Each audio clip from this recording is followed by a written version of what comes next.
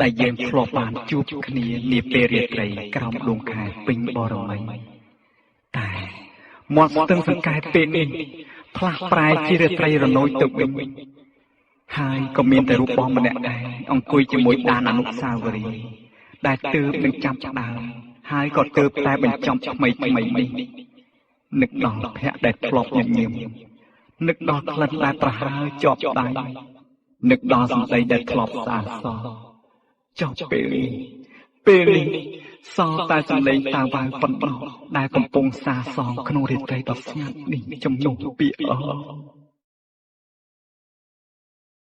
រាត្រីដែលបានជួបនឹងនួនល្អងនៅបាត់ដំបងមាត់ស្ទឹង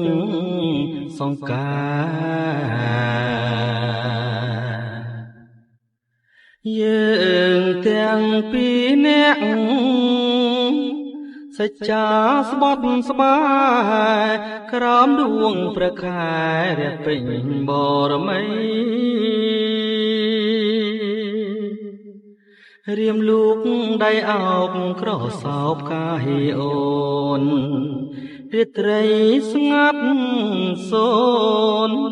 ដោយស្នេហ៍ភក្តីភែងអើយភែងអូនញញឹមមានន័យប្រហើក្លិនស្រីជាប់នឹងដៃបងរាត្រីរនោចដូចផ្ដើមនឹកពើសល់តែតាវ៉ាវសសាប់ឆ្លើយឆ្លងជំនួសពីងអូនដែលធ្លាប់សាស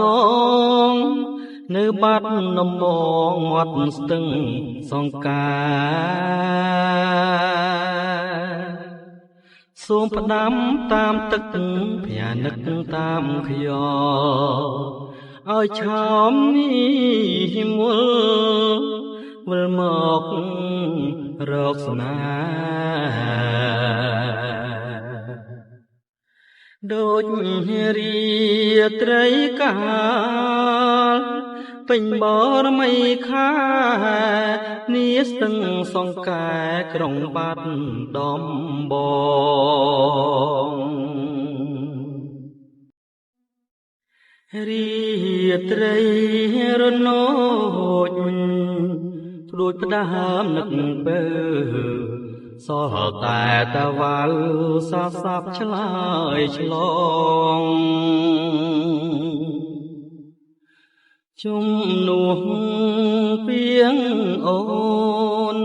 ដែលធ្លាប់សាសងនៅបាត់ដំប